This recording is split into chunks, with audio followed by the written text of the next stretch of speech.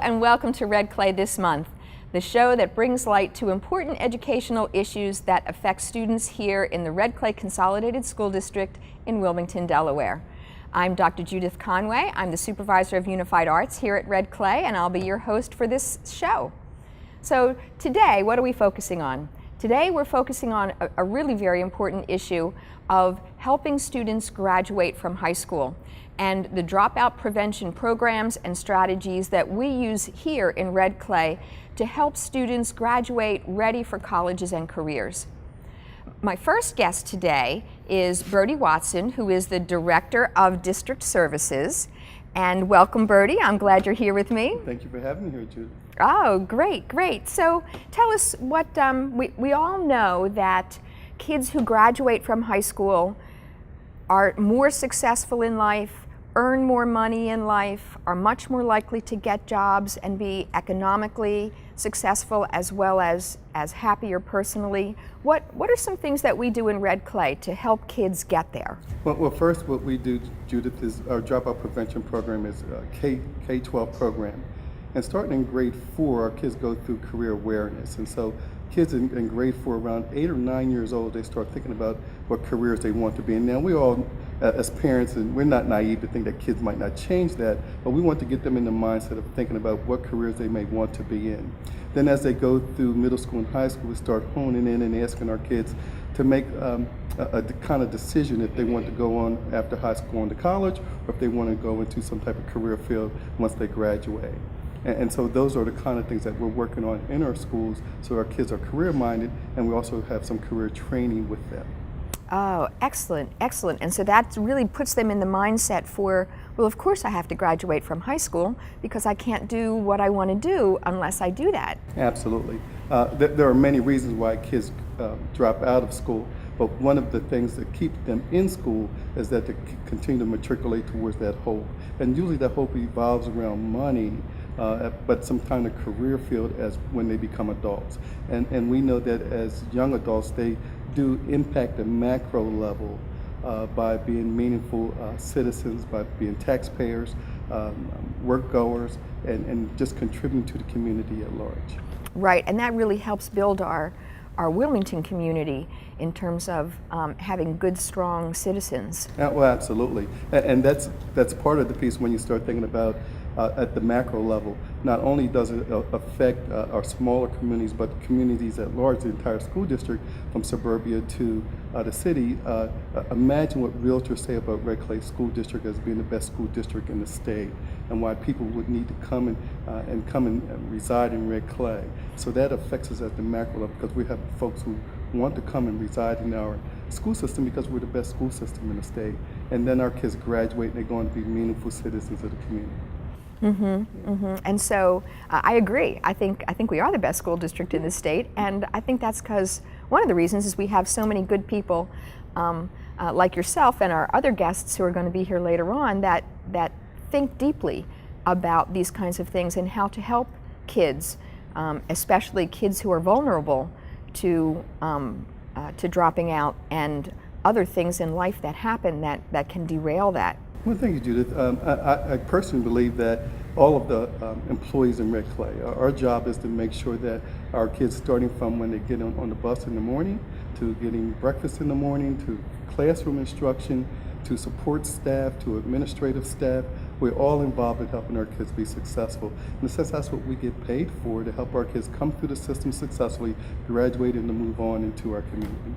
So it's all of us, all of the staff and all the employees here in Red Clay. We're all involved in that. Oh, excellent. Yes, I feel that way too. I feel that way too. Now, are there specific programs that we have? I mean, you've talked generally, but... We have several programs. First and foremost, we have credit recovery. For our kids who are over age and under credit and may not have been successful all of their high school years, and so how do we catch these kids up so that they can graduate on time? And when we say graduate on time, we really mean graduate with a high school diploma, that kids have had to earn their credits. We, Red Clay, we don't give away credits. We've really taken the philosophy that we offer you an opportunity as a student, but you have to earn the credits. And so I pride myself, along with the superintendent, in that we've kind of gotten that philosophy integrated into all of our schools, and people are following that, they are supporting our kids, and we've had much success with that. Secondly, we have our summer programs and our after-school programs, our out-of-school time programs, where kids are getting support services in the form of homework help, or also tutoring, or maybe some other service that they're getting after school. After school and also out-of-school time and the weekends, we do parent engagement. I know through your office that we do some things in the city whereby we're engaging our parents through Saturday libraries. So all of those things add up into helping our kids be successful. Additionally, we have programs through our 21st Century programs. We have 3 of them. One is Choice, Not Chance. Another is Achievement Matters. And then third is a Smart Academy. And this involves our kids from elementary school through high school. We're able to partner with the Wilmington Urban League in one of them, and also Delaware Tech in the other. And what do Choice, Not Chance? Like what is that Choice, all Not about? Chance involves Dixon High School, McCain High School, and Dell Tech students, and they bring kids together. And a lot of this is obviously there has to be an academic component, helping our kids matriculate and earn their credits. But then there's some things about with this program helping kids be college ready, helping kids make better decisions, and then also helping kids do community service or service learning piece, a service learning component. And that way we're trying to shape our kids not only to consider themselves as they matriculate through, but also how can they give back to the community as they're matriculating through high school. And I have to tell you, I did way back in the Stone Age when I was in high school, we had to do service learning as well. And I'll tell you, it's just surprising what you learn. Yeah. That you can't really learn in school some life experiences, and so it's surprising. I didn't think I was going to learn anything when I did that, but I really did. Yeah. One of the foremost values of the service learning piece with our students is that they learn to come together and collaborate on a certain project. And our kids get some of that in the classroom, but just now I'm thinking of taking a project outside of school and then come together to resolve that issue and to work at trying to improve that in our communities. And I think that collaborative process is something that our kids need more of. I absolutely agree, because then you're working towards a real goal that's going to make a real difference to the people in the community. Authentic learning. There you go. Yeah. And it helps our kids to understand as adults, you have to come and collaborate for real problem solving issues that are real world issues as well. Absolutely, absolutely. Now, I know, I'm looking at my notes here, I know that we have some real successes in dropout prevention. Can you give me some statistics? One of the things is that we're very proud is that this year our rate is 1.7%, but to put that in context, when we first started this thing, dropout prevention, around 8 or 9 years ago, we had 2 of our high schools that were considered dropout factories. That is no longer the case. They had double digits as far as dropout rates is concerned. We're proud to say that at 1.7% rate, we are the lowest of the 4 major school districts in Newcastle County. All of our schools are doing very well in reducing the number of dropouts and keeping kids in, which means that they're really meeting the needs of kids to keep them in school.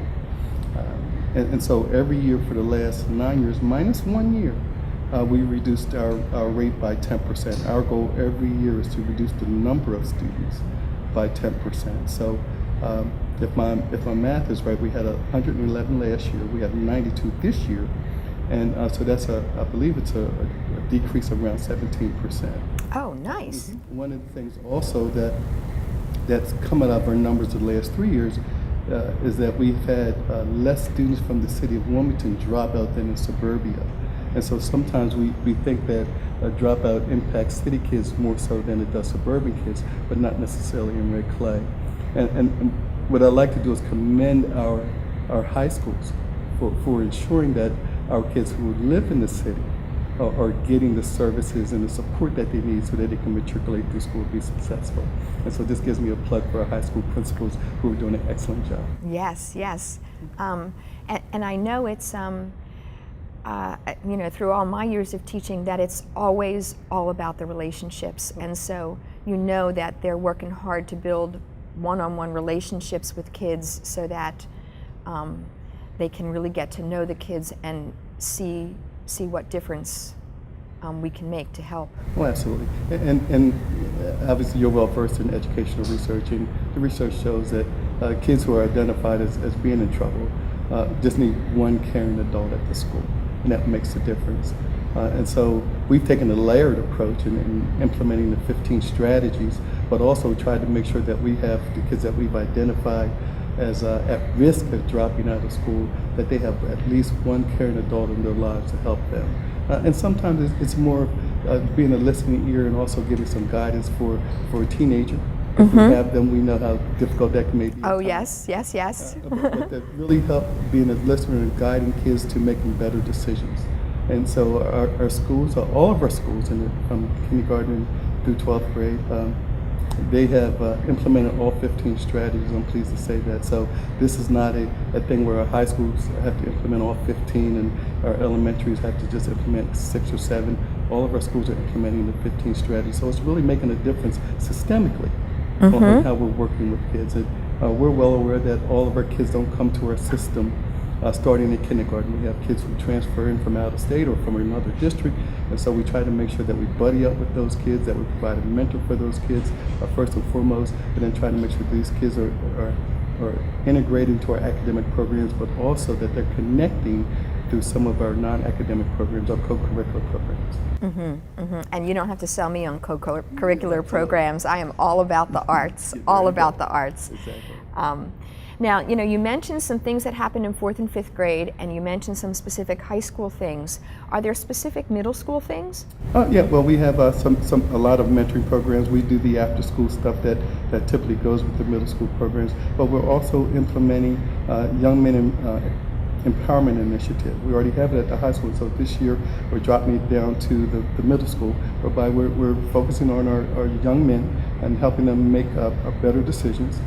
Folks in the educational system know this is where we make or break kids is at the 7th grade. And we want to make sure that as those kids transition from 5th grade into 6th grade, that we're helping them to transition well. And then we have to make sure that we have them so that they can be successful at the 7th grade. Now, this is not to say that events don't happen in kids' lives that force them to fall out of school at the high school level. But academically, this is where we make or break kids, is at the 7th grade.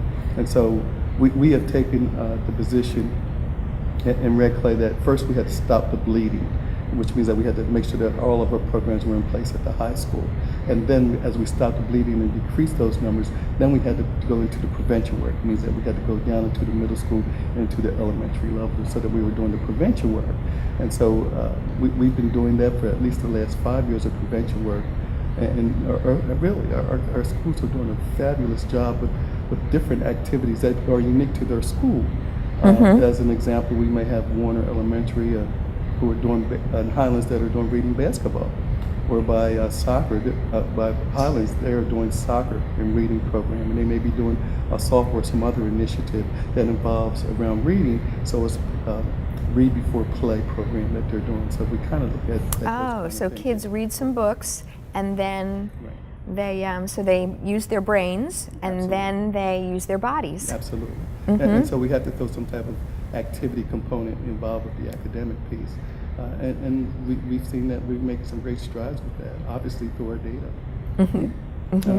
We look at some of our data, some of the telltale signs is in our middle schools. They're doing such a great job. As the last 2 years, we've had less than 30 kids that have had to attend summer school for the last 2 years.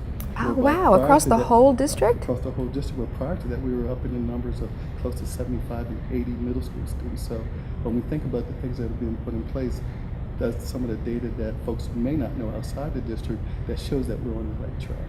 Right. Because as you just said, if we can get them good and solid in middle school, then they'll be ready to be academically successful in high school. Absolutely. And we help take away all that struggling for academic reasons. We still have to deal with some of the social issues that are affecting our kids, but just think if we can remove the academic issues, it allows us to now we can hone in on those social issues that are impacting our kids. Well, thank you so much for sharing that information with us, Bertie. Absolutely. Oh, and I hope you'll hang around for our next guest. And I hope you'll hang around too as we continue to talk about this important topic.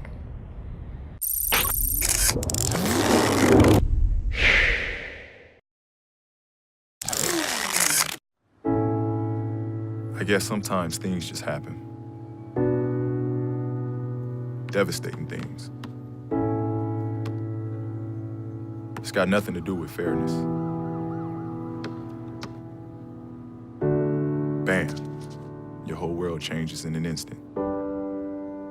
And you never see it coming. That's what happened to me the day my mother had a stroke. I'm Paul George, and I want you to learn the signs of a stroke fast. F-A-S-T. F, face drooping. A, arm weakness. S, speech difficulty. T, time to call 911. Because the sooner they get to the hospital, the sooner they'll get treatment. And that can make a remarkable difference in their recovery. Protect the ones you love. Spot a stroke. F-A-S-T. Fast.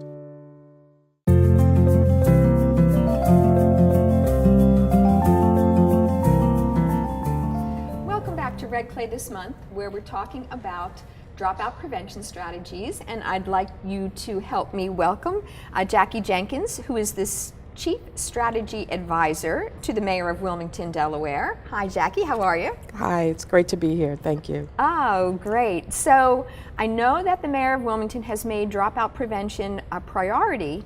How does that really translate into feet on the ground? What's happening? Well, he absolutely has dedicated city resources to education initiatives. We have a comprehensive education initiative that was developed based on proven dropout strategies. We have mentoring programs. We offer service learning opportunities for our Wilmington students. Oh, Bertie and I were just talking about how important service learning Absolutely, is. absolutely.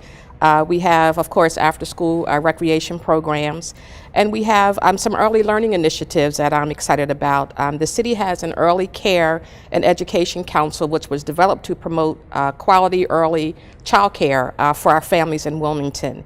And periodically throughout the city over the course of the summer, once the weather breaks, the mayor offers tons of family engagement opportunities, as we absolutely understand the importance of family engagement as it relates to educating our kids.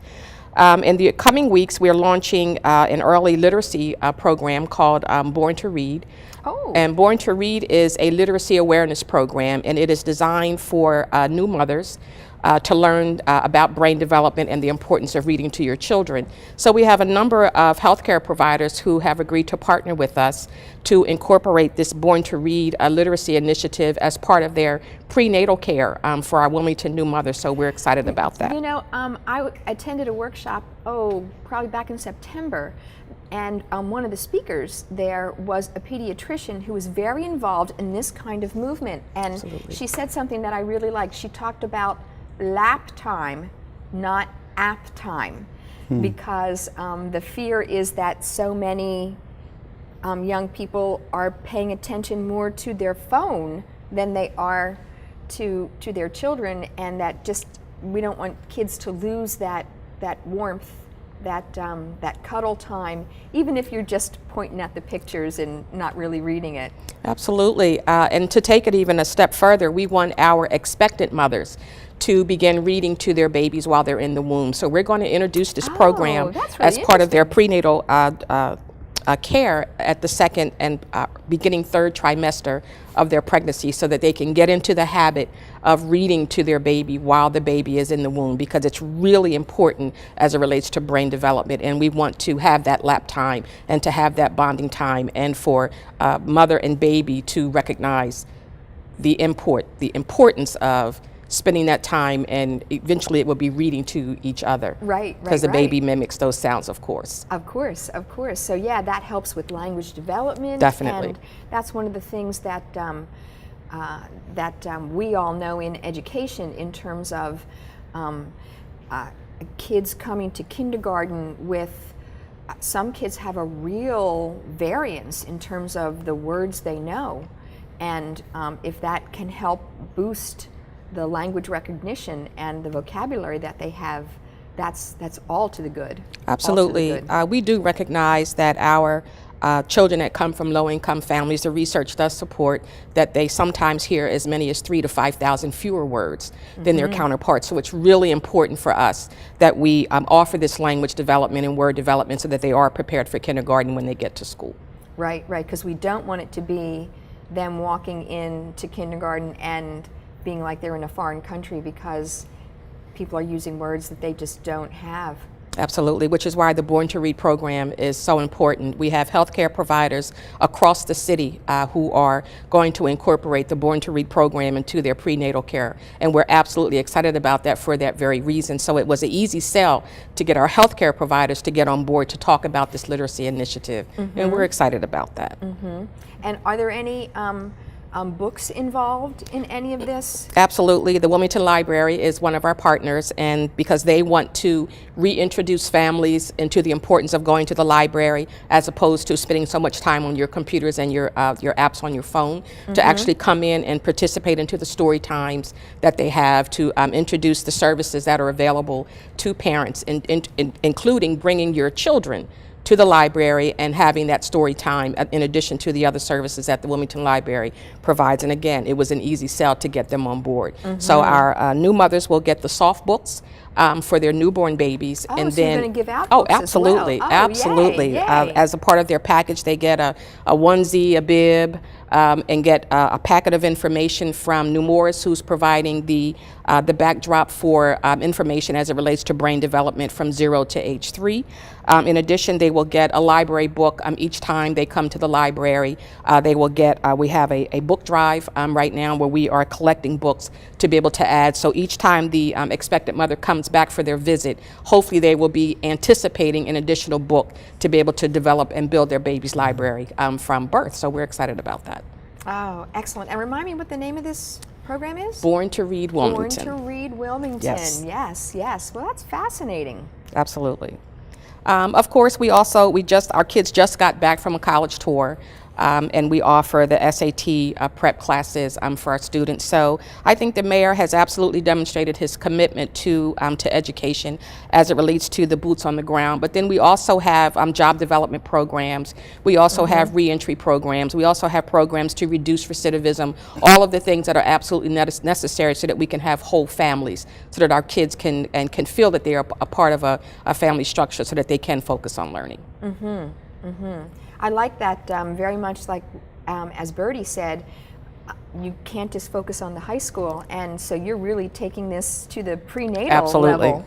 Absolutely. To give kids, not let them have the chance to fall behind because you're supporting them right from birth. Because I think that's fabulous. You're absolutely correct. We have tons of initiatives to work with our kids who are currently in the pipeline. But in order to really make traction in the future, we have to focus on our babies as they're being cared for, making sure that they're not sitting in front of a TV, so that they're not being entertained by a laptop of some sort, that the early child care centers are absolutely recognizing the importance of brain development and what responsibility that they have to get our kids ready for kindergarten. Fabulous, fabulous. Now, you've talked about a lot of successes. Is there any growth in the future? Well, I think we currently have a successful mentoring program where we allow our city employees during the course of the workday to go into the schools and to mentor children. That's I didn't realize not that's how it charged to leave time or your lunch time. And we have a number of city employees that are currently participating in the city's mentoring program, including myself.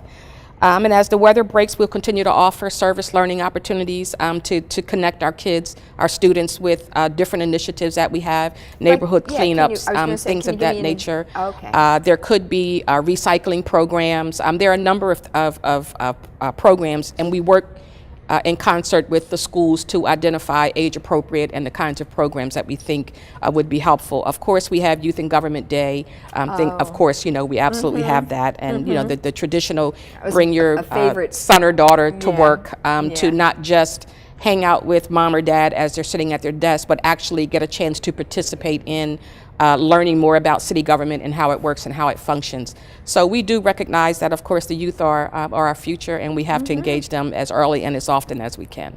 Oh, well, that's excellent. Thank you so much for sharing that important Absolutely. information with us.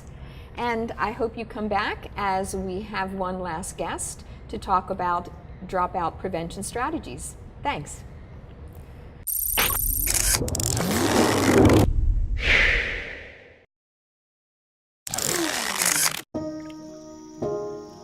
This is the story of a boy who didn't talk for a long time.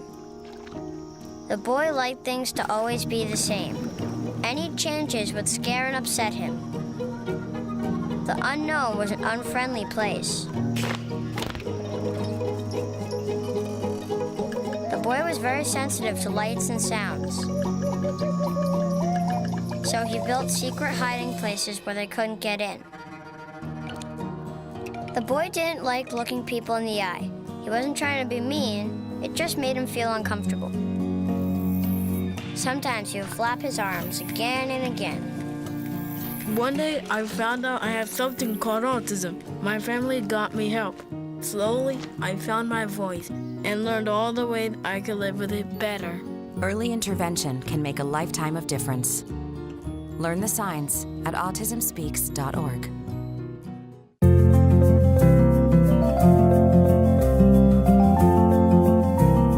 And welcome back to Red Clay this month, where we're talking about dropout prevention strategies and programs. And I want to introduce you to my friend April Anderson, Hello. who is the district's dropout prevention specialist. And April, you have been working very hard for a long time on a dropout convention.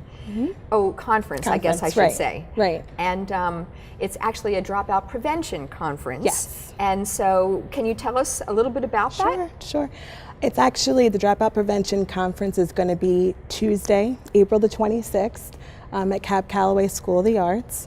And you're right, it's something that we've been working on for about the entire year. So we're really looking forward to see how it's executed. But it looks as if things are going really well. The theme is Partnering for Success. And that's something we're really looking forward to as well, because we're going to have a lot of community agencies, state agencies, as well as all of our high schools and middle schools are going to be presenting workshops on all the valuable things that they're doing to help support our kids that are vulnerable to dropping out of school. Oh, that's excellent. So, like, what kind of, if I were to register for this, what kind of choices would I have? Like, can you give me some names? Sure. Well, first of all, we actually have a website for the conference. The website address is www.rcdop2016.com. And the reason why I mention that is because it allows you the opportunity not just to register for the conference, but there we have a conference at a glance where you're able to see how the day is going to be laid out, as well as a whole page on the workshop descriptions.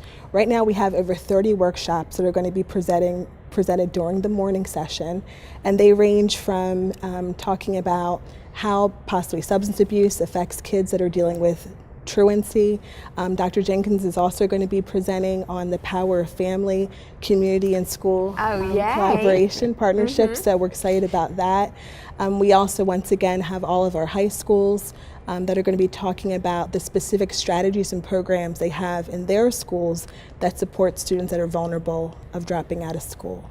So I can't think of all of them word by word right now, but no, of course not. I just wanted some examples to. Well, I guess, like I said, we have lots of them that talk about even the trauma issue that we're talking about a lot, the impact that has on learning. Stanton Middle School is actually going to be doing a double session on a lot of the wonderful programming that they have in their school to support their students. So if you go onto the website and you look at all the conferences, there's an example of the workshop descriptions, who the presenters are going to be, as well as the organizations they specifically represent.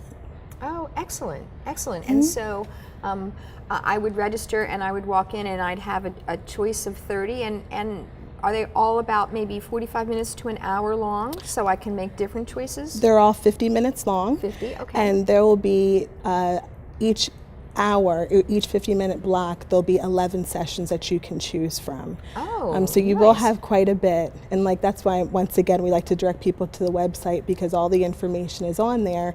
So that way, if you have a team, we have some school districts that are bringing a team of people, they can kind of look at the website in advance. And then from there, they can kind of pick what they want to focus on for the day. Oh, yeah. And maybe even spread out and come back and share things. Exactly. Oh, that's excellent. And Bertie and I were talking maybe before the show started about that or maybe as we were sitting here talking, that it's all about relationships. Right. And so that's what this Dropout Prevention Conference sounds like, all about relationships. High schools sharing with teams from other high schools, because maybe something that works at my school would work at your school as well. Exactly. Partnering with community agencies, partnering with the city of Wilmington, with Dr. Jenkins and what she's going to present. And that just strikes a true note with me too, that Right. it's all about relationships and partners and working together. Right. I know that Bertie talked about the 15 strategies, was it, Bertie? Yes, Judith. And that second strategy is school community partnerships. And we've taken a position in Red Clay that not only my office implement the 15 strategies, but all of our schools do as well.